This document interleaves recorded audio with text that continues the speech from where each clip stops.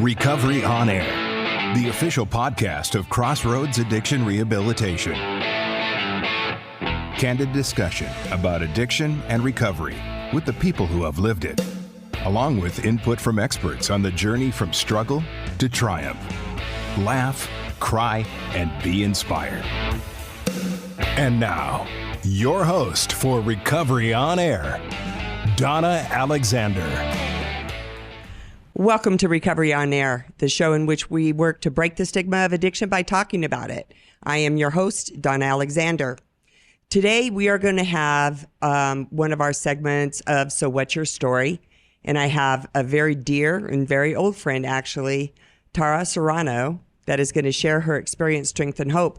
And Tara, so we're talking a little bit right before the show started. I said, we got to stop. We got to put that on air because how this program works is so amazing. Absolutely. So I was living in Arizona in 2008, and my sisters did an intervention, and one of them lives in Montana. So I said, oh, go to Montana to treatment, because I went to one here, and, you know, they didn't get me sober. Of course not. I know. I was so shocked. So they took me to Rocky Mountain Treatment Center in Great Falls, Montana. I'd never been to Great Falls in my life. Mm-hmm. And guess who else went to Great Falls, Montana? I also went to Great Falls, Montana and didn't live there. Yeah, amazing stuff. So the program was amazing. So Mary, who was the head person of that woman so much went to bat for me, like with my insurance, because they did the whole, we're paying for 2 weeks kind of thing. She says, this girl needs the whole 30 days, if not more, you know? Yeah. And went to bat, and they still said no, so that she put me on scholarship. Nice. So one of the things I learned, and I know that I love this as a Crossroads employee too, is that they said, when you start getting more years, call us. Tell us. It helps us like float on a cloud the whole day. Oh, and so I haven't called. Well, you know what? Guess what? So, but I did, because they told us that. Right. So I started calling every year on my year anniversaries. And then the last time that I called, they said Mary had passed away. And I was so sad. So I was like, it's such everybody that I asked about being there, nobody was there anymore. So now I just send like little messages up. Yeah, I feel like she's awesome. One of my angels. And you went in 2008, and Yes. I went in 96. Yep. I obviously was not done. No, you were not, because what's your sobriety date? December 19th, 2005. Yep. So I had a little bit of extra homework. So I want to go ahead and get into your story, because then I want to talk a little bit about how engaged you still are with the program. Absolutely. And about your service work. So let's get into that. Let's talk about your story. Sure. So as I said before, my sobriety date's December 19th of 2005. I got sober at 23. Woohoo. You know, that I didn't think that would happen. Honestly, I really believed when I started my addiction that it was going to be a situation where I was going to die in a rocking chair with tequila in my hand. You know what I mean? Yes, I do. It was not one of those situations where I thought, oh, let me just see how it looks at 23, you know? But so I'm from a small town in Montana, and man, it was really boring there, you know? Not Right. much to do. And so the thing about it is that, you know, we get in trouble. That's what we do. We're gonna, you know, find some trouble to get into. And I ended up skipping school with my best friend and my boyfriend and her boyfriend, and we went out to his house, and he lived down these dirt roads, you know, and it was 15 minutes outside of town, which was a far way to walk, by the way. I was driving 15 minutes. Walking was a little bit further, but we got there and we broke into the parents' liquor cabinet, you know, and I can remember them opening up the doors, and it seemed like, oh, you know, my first time seeing that much alcohol anywhere, you know, and they were each grabbing bottles of stuff out, and I didn't know what to drink, and I saw brandy, and I knew a girl named Brandy, you know, and she was cool, so I was like, I'm gonna drink that, you know, and I drank it, and I just remember the feeling, you know, the heat that hit my stomach, and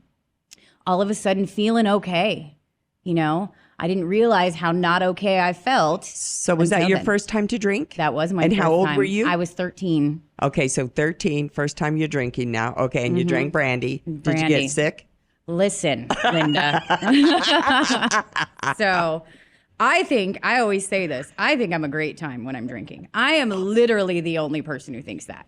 So I am falling over and like just, horribly drunk because I drink not just one, I don't know how to drink one. I know I've never drank just one. I've tried, but I've never actually accomplished that.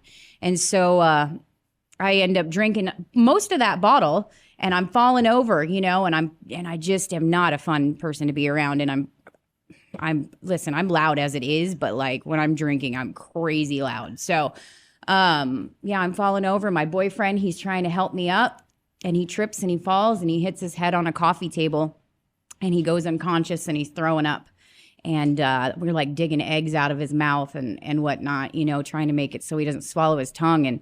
And all I can think in my mind, is that I'm not going to get in trouble for this. Like even way back then, I'm so selfish and self-centered and just seeking for myself, and so that's my thought process is I'm not going to get in trouble for this. So, we stick him on a sled and we drag him to the side of the road and we leave him there, and he died of alcohol poisoning that day, and that was my first experience with alcohol. Wow. Yeah. The first experience. The very first one, and that of course doesn't make me an alcoholic or a drug addict. You know what I mean?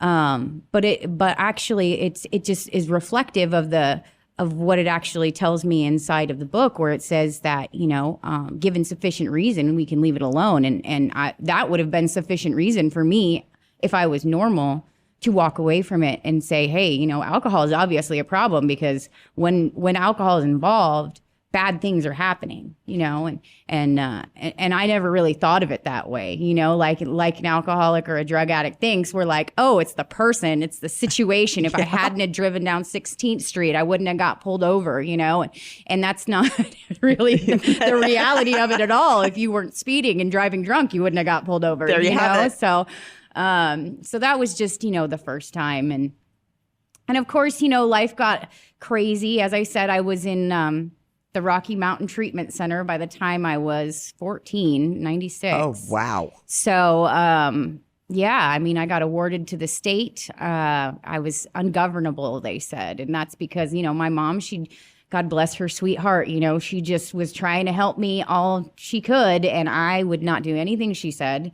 And they'd put me in group homes and I would run away right after they turned their backs, and I was just not trustworthy at all. And I was stealing stuff. And I think, by the time I was 18, even I had like 22 minor in possessions. And wow. They just was unstoppable. I just would not stop. I would not stop drinking and I would not stop using. So yeah, by the time I was 16, by the time I was 14, I'd gone to 3 different treatment centers. Oh, wow. And, the RMTC that we both went to, that one, I was there 2 months. Wow. Yeah. So they kept me extra long. They normally didn't keep anybody there longer than 30 days, but I wouldn't listen, and I had a really, really hard time with authority and just thinking that I knew everything. I thought I knew everything, That's so silly when I look back on it now, Right? When I'm thinking the plight of Tara is right. bad. But so I ended up moving back into my mom's house when I was 15, and she had some rules she wanted me to live by, and I had not been living with her for about a year at this time, and I didn't want to live the way that she wanted me to live. So I ended up running away, and I waited till I turned 16, and I got emancipated as a legal adult, so that way she couldn't keep pulling me back into her house. And, I had a job at Burger King thinking that was the happening thing to do. Right. Back then you could work at Burger King and make a living, Right. Now you can't even buy a roll of toilet paper. Yeah. Now you can't do anything. Everything's so expensive. It's crazy. Anyway, I was working the drive-thru, and a gentleman drove through the drive-thru, and he didn't live in my small town, so I immediately wanted to date him. And right, what's your name? I don't care.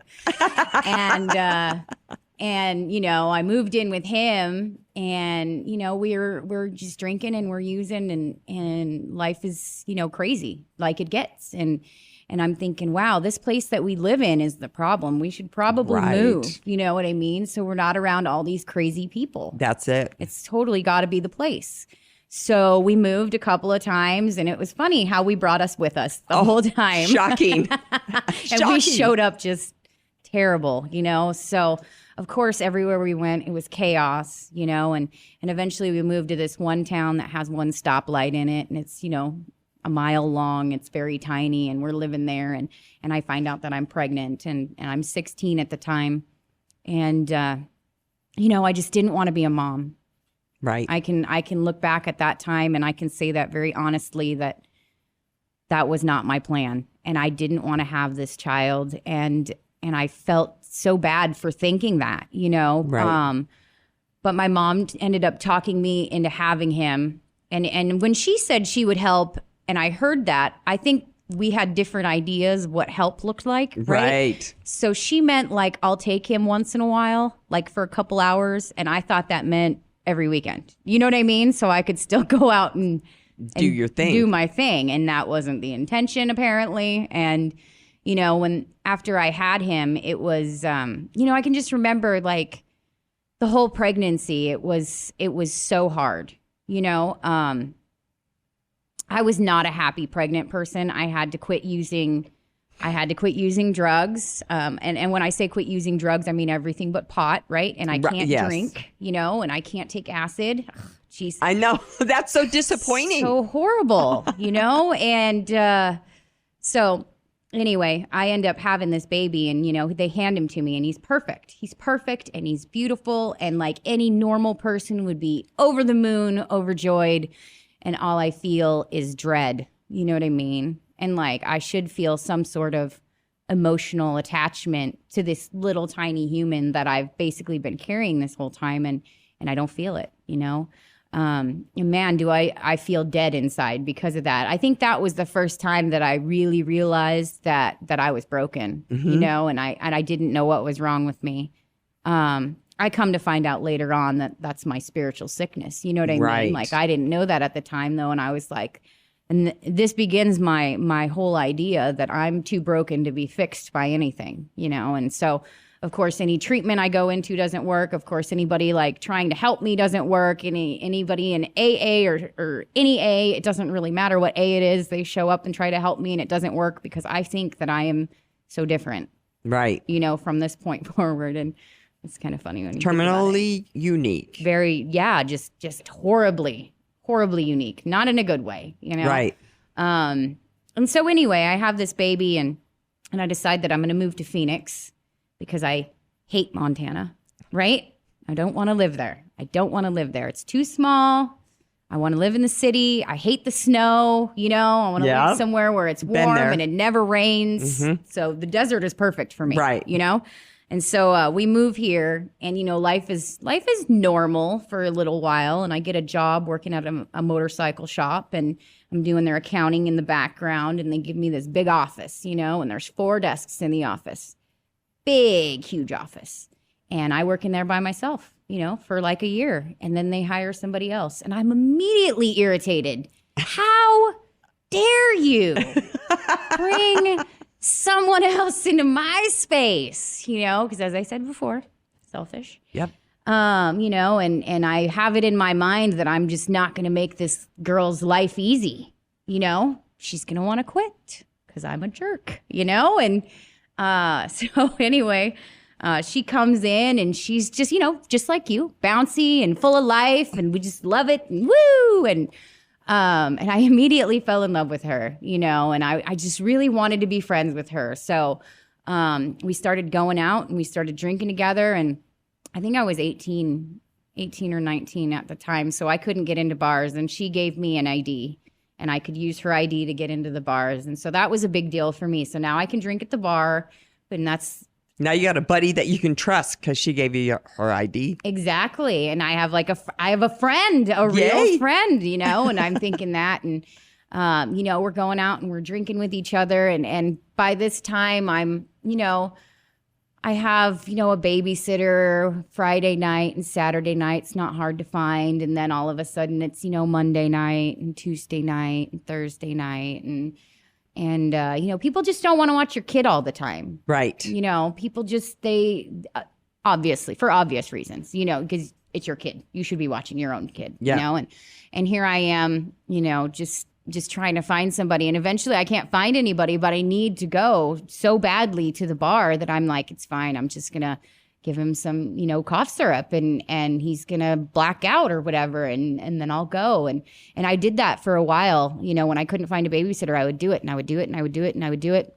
Well, eventually he built up a tolerance to it, and he woke up in the middle of the night one night and he is, and by the time I get home, it's 3:00 in the morning and he's sitting on the other side of the door, and he's got little tear marks all the way down his face and he's been crying and he's still trying to cry, but he doesn't have a voice left anymore, and I felt so bad, you know what I mean? Like I just really felt shame for the way that I had acted. And man, I wish shame was enough to stop me. Right.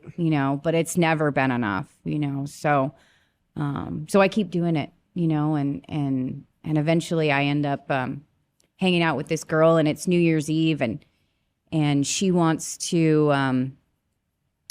go to the bar that night and I'm already pretty drunk and I've already been using drugs and I'm like, fine, let's go, let's do this, and I'm just so wrapped up in myself while we're there, and something happens and I don't even know what happened to this day. You know what I mean? But something happened. She started crying and I was like, what is going on right now? No, Stop it. We don't cry at the bar ever. I don't know where this came from, but she's crying and she wants to leave. And I just can't be bothered with that. I just can't be bothered with it. So I get a cab for her and I stick her in a cab and send her on her way back home, and the next day is New Year's Day. So I go to her house because she was going to cook for us. And there was a whole bunch of people that were supposed to come over. And so we're knocking on her door and she's not answering. And we're like, oh, she must be mad at us. You know what I mean? Because it was a whole bunch of us that had gone out that she was going to cook for the next day. And in my mind, I'm thinking, you'll get over it. Because that's what you do when you're with people that you're drinking and using with, is that you do things to each other that are really shady and hurtful. And in order to keep those friends that are doing the same things that you're doing, you just brush it under the rug, and believe me, I've done it, and so I just figure everybody else does it too, so you'll get over it. That's my mindset. And the next day was a work day and she didn't show up for work. And I just knew that something was wrong, and so I went to her house and it was after work and it was dark out, and I'm calling her phone and I can hear it ringing inside of her house and her truck is parked outside and there's no lights on and I'm calling her house phone and nobody's answering. So I decide to break in and I find her. She had shot herself on New Year's Eve, and that was really, really hard. And once again, I'm hit with so much shame because I just couldn't care in that moment when she needed me. I was so wrapped up in myself and wanting to have a good time that I didn't care, And so, I really, from that point forward, I didn't draw a sober breath until I actually was forced to get sober. And so, I had that job that I was working, at the motorcycle place and they let me go. And I can remember being so indignant about it. Like, how dare you? I am the best thing that ever happened to you. Right. You know what I mean? But like really what happens is I was going to work and I was clocking out and I was walking down to the bar and I was drinking at the bar and then I was coming back and I was clocking out to leave. You know what I mean? And or I'd be sleeping underneath my desk. So, it's not like I can look back on it now and be like, okay, it makes total sense that you got fired. But like back then I was like, how dare they? Don't they know what I've been through? Because, she was my coworker. She was my friend. And they let me get away with it, honestly, for like a month longer than they should have. Right. And so I ended up, not having a job. And I do what I always do. I meet a guy when I'm in a situation like this and I give away my power. And by that, I mean, I let them take care of me and I don't take care of myself. And I rely on them 100% to do everything that I need them to do. And it's a sad way to live. Yes. And the uselessness that really pervades in an alcoholic's life really comes to the forefront when we're living in that way, because I've given my power away and now I don't have a sense of purpose anymore. And so I do this a couple of times with a couple of different guys. I get introduced to crystal meth. Yes. Crystal meth was my downfall, 100%.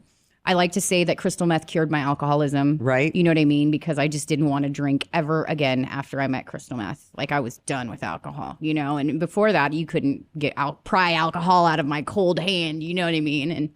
And here I am on the other side of it. Like I'm into meth, and now I'm like, woo, you know, just crazy and losing my mind.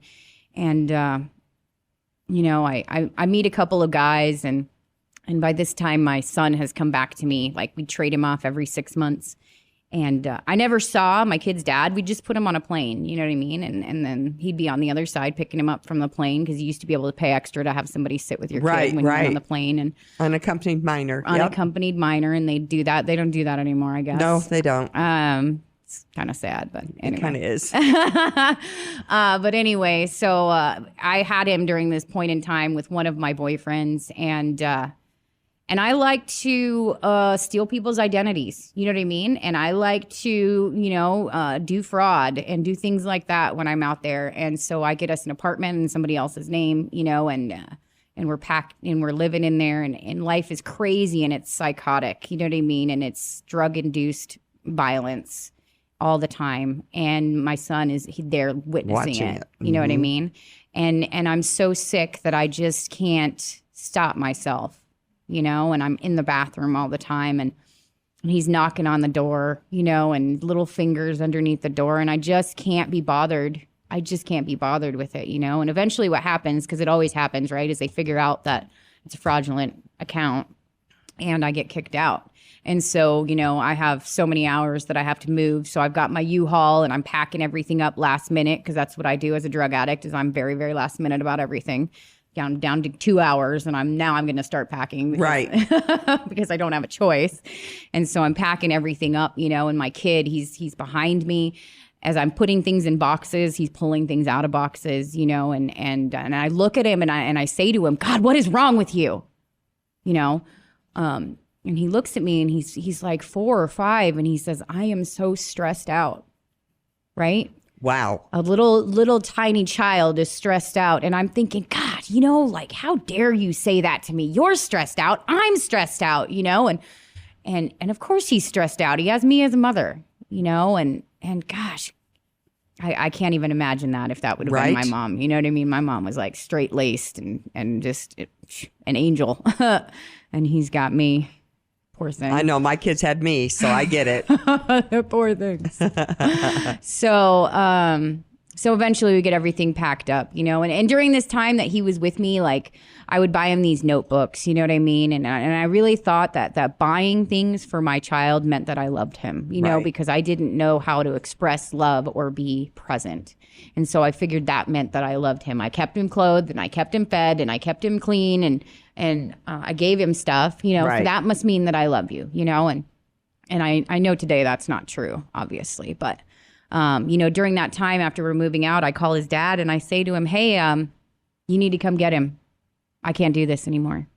And so he drives down. He doesn't get on a plane. He drives down and comes and picks him up and sees me. And this is the first time he's seen me since I've been on meth, and I'm 90 pounds, you know, and I've hair missing off of my head, and I have, like, I'm dirty, and, you know, just like drug addicts are. Yeah. You know, abscesses everywhere. And he is like, whoa, I'm taking this kid, you know?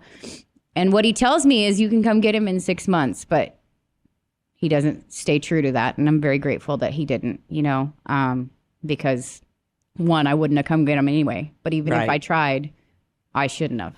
Right. You know, because it was not a good place to raise him, you know? And so I go off with this guy, and you know, now we're just, you know, homeless by choice, because I've always had a place to live if I want to be sober, but I don't want to be sober, you know? And so my mom won't let me come to her house because I'm not sober. And so, you know, I'm out with this guy, and things turn violent, you know, and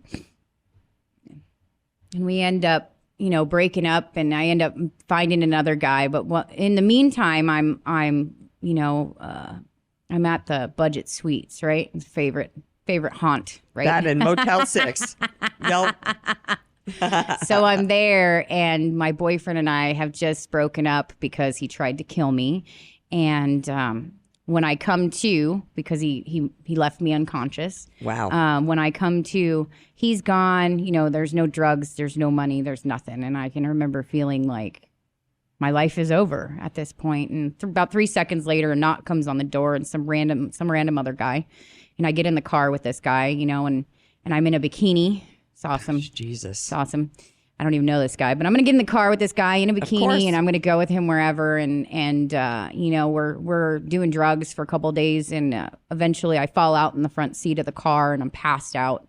And he gets in a high-speed chase with the police. And right on that I-17 in Glendale, you pull off there. There's a Jack in the Box, and you can turn right by the Jack in the Box. He turned in there and jumped out of the car and ran the opposite direction. And the car's still going. So by the time they get there, they pull me out, and I get arrested. I get taken down to 4th Avenue jail when it was new, the Matrix, right? Yes. Brand new. They had just built it. And it was white and pristine and cold. Oh, it was so cold. And I'm in a bikini. Bikini, yep. And I can remember thinking to myself, like, the feeling that came with it when I walked in somewhere and people were looking at me that I didn't want to look at me, and the feeling of like feeling like a piece of meat was so disgusting to me. And I really felt, once again, shame. You know what I mean? About where I was at and what I was doing. And all I could think was when they let me out of here, I'm going to go get high. Yeah. So I go and I get out, right? They release me on my own recognizance. I don't know why, because obviously I should not be out on the streets, but let's let her out. So I go to this guy's house, and it's probably like a week after my first arrest. And I'm at this guy's house, and I'm walking back into his house after getting high outside. And I'm walking back into his house, and I'm about to close the door, and we get raided. And so I get arrested again. And this is, 4 felonies that have stacked up against me. So they're gonna run my charges together, and they're gonna put me in drug court, right? Yes. So drug court, God, I love drug court. I didn't love it. I didn't love it when I was getting loaded, but when I got sober, drug court was amazing. Because it really held me accountable. So I got into drug court, and I'm a yes judge kind of girl. You know what I mean? And I like to say, yes, I'll do that and not do it, and so they wanted me to move into a halfway house. And by this time I'd met a new boyfriend, and he was a drug dealer. So there's no way I'm going to move into a halfway house because he can't come with me. Because I'm super codependent as well. You know what I mean? I am not just addicted to drugs and alcohol. I'm addicted to men and relationships and the whole thing. It's just a fun little bundle of joy that I get to deal with. So I decide that I'm not going to fulfill the obligations that they want me to fulfill, and I go off with this gentleman for a year, and during that time, it was just the lowest that I think I've ever felt in my life, and I don't know if you've ever experienced the feeling that I'm not doing what I'm supposed to be doing. Yes. Did you ever have that? Oh, yes. Yeah, it's absolutely. It's almost something that like eats at you daily. Like, right. You're not supposed to be doing this. You're supposed to be doing something else. But for the life of me, my brain can't connect what that something else is. Right. And so eventually we get into a knockdown, drag out fight, and I'm walking down 43rd Avenue. I'm walking down Glendale towards 43rd Avenue, and I'm covered in my own blood. And I stop at a bus stop, and there's some girls that work the corner there. And one of them came up to me and she said, what are you going to do? And I can remember thinking, I don't know. I have no options, and so I go to this storage unit that my mom was very kindly paid for me, that I've had all of my stuff in, and I'm going to pawn something or get rid of something because there's got to be something worth money in there. And I come across these notebooks. And oh boy, I open up the notebooks, and like the thing about when you give your kids something to draw, like kids draw what they know, they really do. And so I open it up thinking like, this is going to make me feel better. He's going to have pictures of me and him, and no, I open it up and there's pictures of doors, and because that's what my kid saw. He saw doors, not me. And I'm on the other side. And how sad is that to realize that you've done that to your child? Right. And man, I really wish that was it for me, but it took me a little bit longer. I went to my mom's house and I ended up falling asleep. I broke in because of course I'm not welcome there. You know what I mean? I broke in and hid under the bed and slept.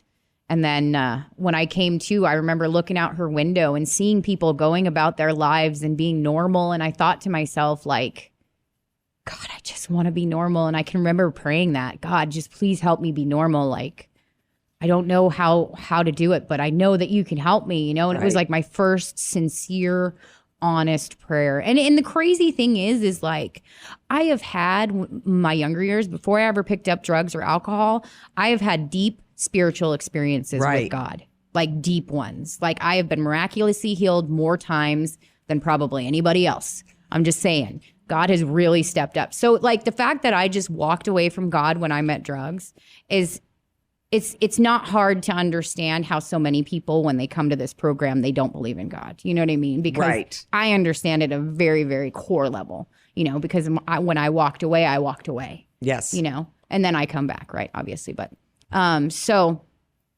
I end up praying that prayer to be normal, right? And then it was about a week after that, because of course it didn't happen right that second. Of course not. You know what I mean? But I went back to that guy, back to that relationship. And it was about a week after that, we were behind Fry's and the police pulled up, you know, and he ran and he took off and left all of his drugs. Matter of fact, he ran so fast, he left his shoes behind. You know what I mean? Wow. Like ran out of your shoes. That's how fast you ran. That's like cartoon stuff happening. So, but he, so he took off, but I stood there. And this was the first time that I had not run when the police pulled up. And I can remember the feeling when they put me in the back of that police car. It was a feeling of relief, you know, because I knew that I was going to have to face the music. Yep. And I knew that they were going to make me like this. I really thought, because they told me, if you mess up again, you're going to prison, because I'd messed up so many times in drug court. And it was crazy. So I'm in jail and I have a first step experience where I believe that I'm completely powerless. There's no way that I cannot do this. And then I have a second step experience, you know, where all of a sudden I'm like, God did this for me, Yep. you know, and I'm going to let him continue to take me through this. So I have a first, second, and third step experience while I'm in there, you know, and God does for me what I cannot do for myself in so many situations. You know, he moves things around, because I can tell you, even having those three step experiences while I was in jail, I would have followed that guy again had I gotten out. Absolutely. And 3 hours prior to me being released, he got arrested, and he's actually still in prison today. What? Yeah. So he got arrested. Holy craziness. smokes. Yeah. So he, so when I got out, that was the first person that I looked for. You know what I mean? They give you 24 hours to check into a halfway house. And I looked for him, and they were like, yeah, he got arrested. And so I had no choice but to go to this halfway house, you know? And so Yes. once again, God's stepping up in my life, moving things around so that way I can get sober, you know? And I didn't believe when I got here that this program was going to work for me. Right. I'm one of the people that was just scoffing left and right, you know? Same. As I said, you know, like when I got here, the whole thing was, I'm too broken.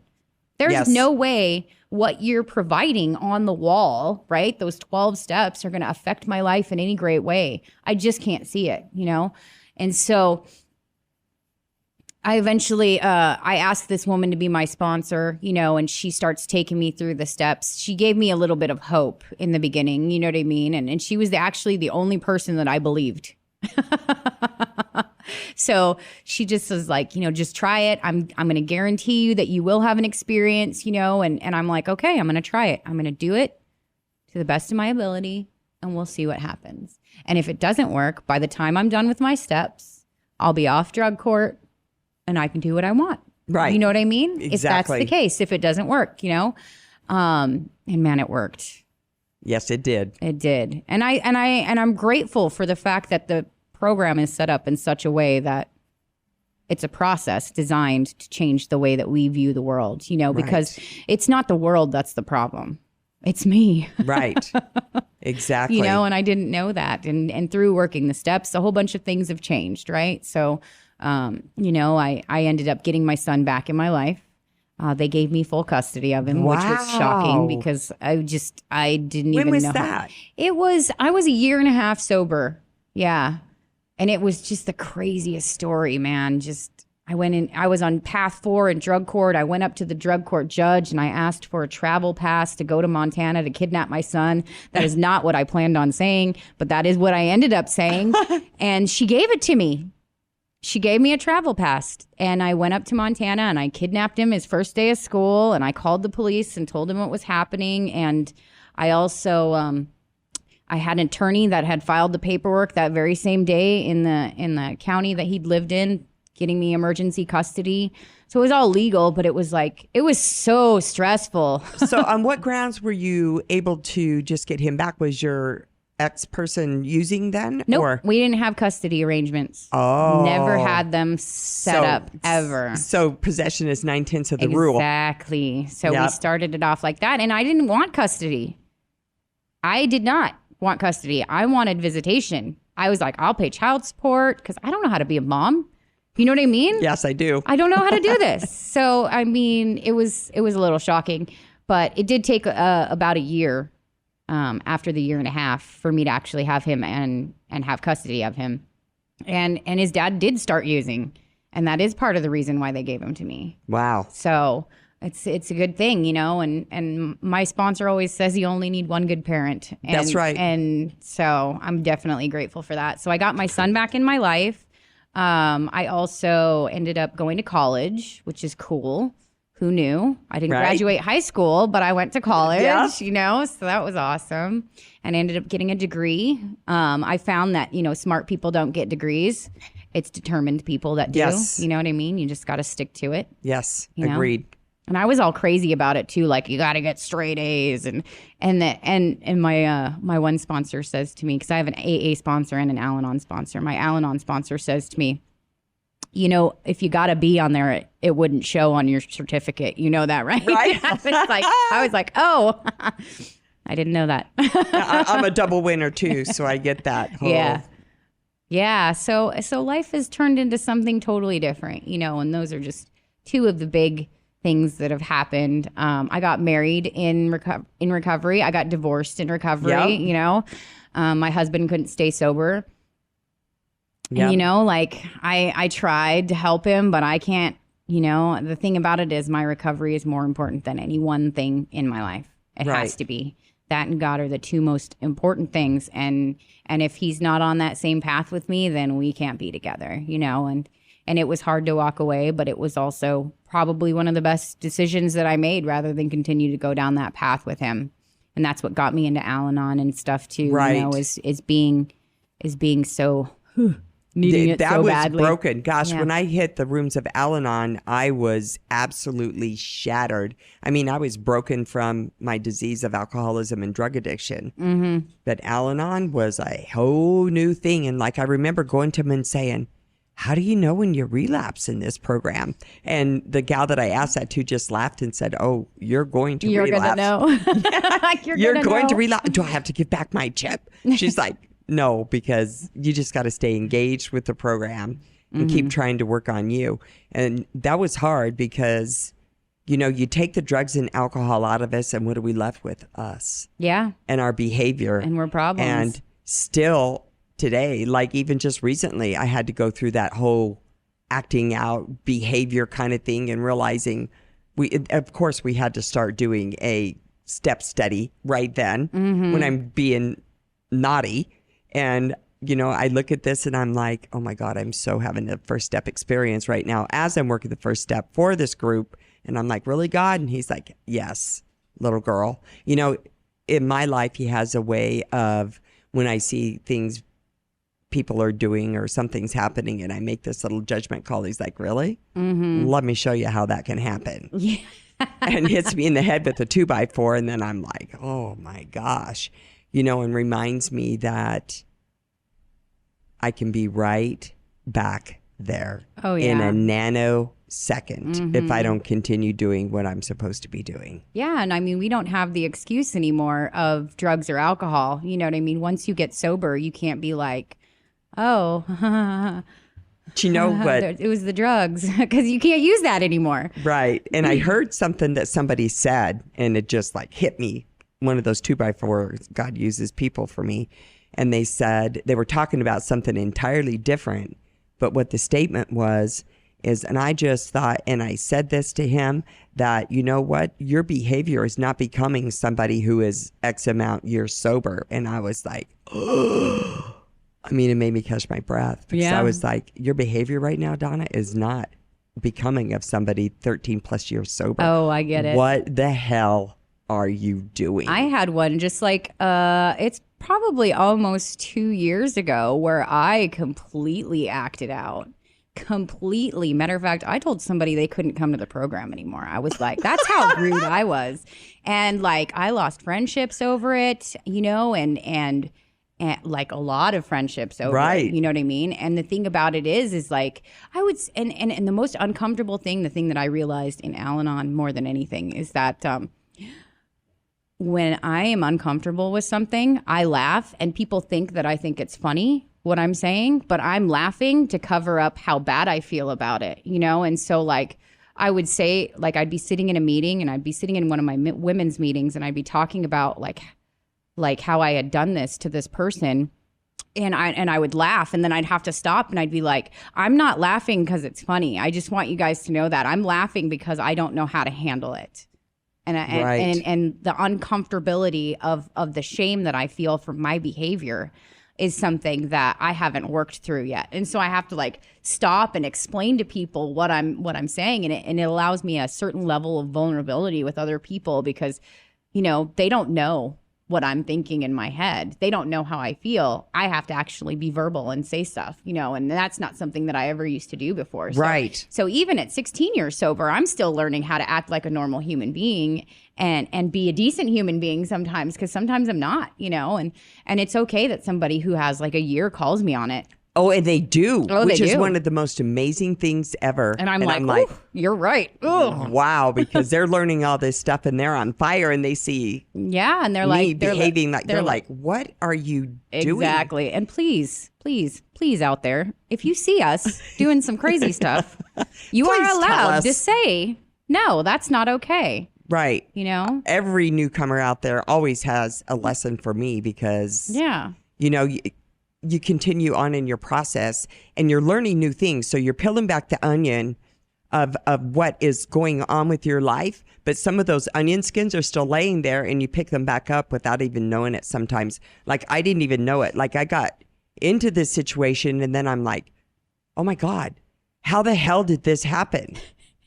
How did I get here right now? And I knew one thing, our secrets will keep us sick. Yeah. So I started telling a couple people. Now, mind you, I didn't go to my sponsor right away because I'm a chicken shit.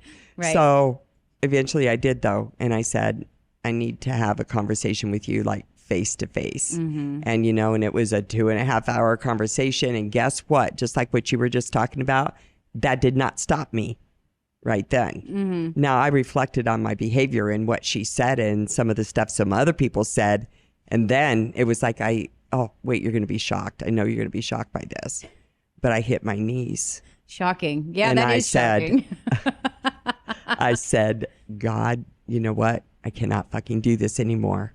I need your help and I can't do this without you. Please help this desire for this situation to go away. And I was kind of continuing a little bit. And right in the middle of a conversation I was having, I was like, I don't want to do this. And I put my phone down and haven't done it since. So for me, the power is where it's always been. Yeah. All I have to do is figure out to freaking tap into it. Because I mean, I was like, and then now I look back on it and I'm like, you talk about that shame. I'm like, oh my gosh, you know, how did I allow that to happen? And it's because I'm still sick. I'm always going to be sick. Yep. You know, but at least this time, always. And that's what it was a growth spurt. And it was a little short growth spurt, but man, did it teach me a lot. Yeah. And it's those that I get to have now in my recovery process, those little growth spurts that are so painful and so shocking and like such a learning opportunity. And then they get to be a teaching opportunity later. Because what do you think happened not too long after that? One of my sponsees came to me with the situation. I'm like, I just looked up at the sky and said, okay. I know. I've had the same experience. There's been a couple of my sponsees after this happened that are doing it. I'm like, you can't do that. Right. And I'll tell you why. And I'll show you my experience with it. You know what I mean? Because before, if somebody would have done that, I'd been like, cool, I don't know how to react to that. Right, exactly. And so I think that for me, at least, is that God works through these situations with me, especially if I've made some kind of a little, now, how could they let that happen? how could they be doing that? Well, let me show you. And I think that God probably wants to, in my situation especially, shift people. You know what I mean? Like, okay, so this person, these 5 people or 10 people that you talked to before, they need to go on a different path right now. And, and so we're going to shift everything, you know, and just like moving stuff around, you know, and I feel like that's not only beneficial for them, but it's beneficial for me also. You know what I mean? So I definitely learned a big experience from this. And yeah, you know, it's crazy. I just, you know, the thing is when I get stagnant, not necessarily stagnant, but stagnant in the thinking that I know everything. You know what I mean? Like I'm 16 years sober. I know everything, which is so silly because I don't know anything. But, you know, one of my hugest defects is stubbornness. I'm incredibly stubborn, incredibly. And it's the thing I hate the most about myself, you know, because, man, if I just wasn't so stubborn, humility would be so easy. You know, and working from a place of humility would be like, that's just what I want to work from. You know what I mean? And I feel like anytime anybody says they're humble too, they're just not, you know, like you don't go around spouting, I'm so humble. I'm the most humble person ever, you know, because if you were really humble, you wouldn't even talk about it. Yeah, no, you wouldn't need to say that. Everybody would know. And they would be saying that about you. And you'd feel awkward. Yes, exactly. I have those things happen sometimes too, which is a blessing. But yeah, so that was like shocking to me to realize just how everything lined up. Well, not shocking because God does that stuff all the time. How everything just lined up and doing that first step. And I'm writing stuff. And I mean, I'm just putting my book down and my paper down. And I'm like, oh my gosh, because I hadn't talked to my sponsor yet. So I do this superficial freaking first step BS, you know, to go to this group with. I wish you could have recorded my face for that. I feel like they missed it. Oh, they didn't. Perfect. I know, right? And it was, I was like, really? And then second and third, all with this experience. So guess what I ended up doing in the whole group? I outed myself completely. By the time we got to working on the 4th step, I said, you know what, you guys, I've alluded to this crap. I threw my book down and I said, so let's just have it. Let me just throw this out there for you. And I did. And everybody's just like there and they're like, yeah, okay, well, at least you corrected the situation. Because you always feel like, oh, this is so shocking. I know. Everybody's going to hate me. They're not going to understand why I did what I did. And they're all like, oh, you know what I did? You know? And it's like, oh. Yeah. It's never as big as we think it is in our minds, you know? And I think that's one of the reasons why we have to talk about things. And it was my assistant person here that said, everybody is wiser than we are in our own events. I used to have a girl that said, we just don't see ourselves, do we? Right? We don't. We see ourselves in other people. We don't see the good and we don't see the bad. Especially the good. I learned that in Al-Anon. It was so much easier to write that character defect list than it was the character asset list. I was like stuck. I cried. Yes. I could not. Same. I called my mom and I was like, I don't know how I'm helpful. Can you help me? She's like, no. So I do want to hear about how you're helpful, though, because I know that you do a lot of service work. As a matter of fact, that's how we met, was taking a meeting into the beloved Maverick House. The beloved Maverick in House. 2009. Yes. So would you like the rundown? Yes, please. Of the current stuff? Yes, please. Okay, so right now I chair a meeting at the Spot. Yes, you do. Faith Over Fear on Monday nights. I am also on the convention committee for the Arizona area intergroup. And we just had our roundup, which I was part of the roundup committee. So that's finished, thank goodness, because that was a lot of work. That's a lot of work. So the convention, and then I'm also on the board of trustees for Central Arizona District Intergroup. So those are the things I do right now. I have 3 different home groups. I have one at Vineyard. I like to call it a unicorn meeting because it's all women, right? They get a stag meeting. We get a unicorn meeting. It's awesome. So I have that home group. I have Faith Over Fear, and then I have Crystal Clean, which is the first CMA meeting in Arizona. Really? It's one of my home groups. Yeah. And that one's at Crossroads Arcadia. Yes. Yes. And what day is that one on? Saturday at 7. Yes. Yes. They We just just- moved it. Yes. Because I was just thinking, because we do the website. Yeah. And David just did all of the catching up, and I remember seeing that. I'm like, that's why it like rung my bell right now. We had just moved. I think we've been there maybe like 3 or 4 months. So yeah, we moved from the new solutions.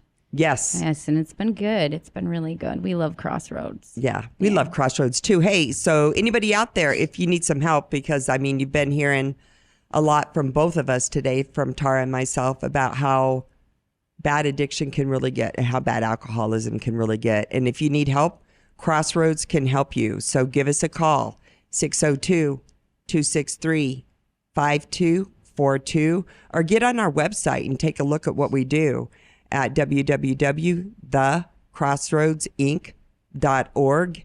And if you need help, whether you have insurance or not, we will find a way to help you. And if you're hearing this and you're not in Maricopa County or even in Arizona, we will still help. Okay. We have grants and stuff. So give us a call. Beautiful. So it has been amazing to have you here. No, thank you and for to hear asking your me. story again. It's good to see you. It's always good to see you. I know, right? Now I know a meeting I can go to on Monday night because I can walk over there. Yeah, absolutely. How cool is that? Because I've run into you over there at the spot, and we're had doing we're doing a step discussion meeting. So we go through a little bit of the step, and then it gets opened up, and people talk about their experience with that step. So it's not just a normal meeting. And I wonder if that's just like another God shot right now. Because they're always there. But yeah, we did Stefan. He did one of our podcasts too. Nice. Yeah. Love him too. Yeah, he is a good great guy. He's a great guy. So thank you so much for being here. Yes, thank you for having me. Appreciate you. Until next time. Bye. Thanks for listening to Recovery on Air, the official podcast of Crossroads Addiction Rehabilitation, with your host, Donna Alexander. Join us next time as we continue our candid discussions about addiction and recovery. Listen 24/7 anytime to this or any of our shows online at starworldwidenetworks.com or wherever you get your favorite podcasts.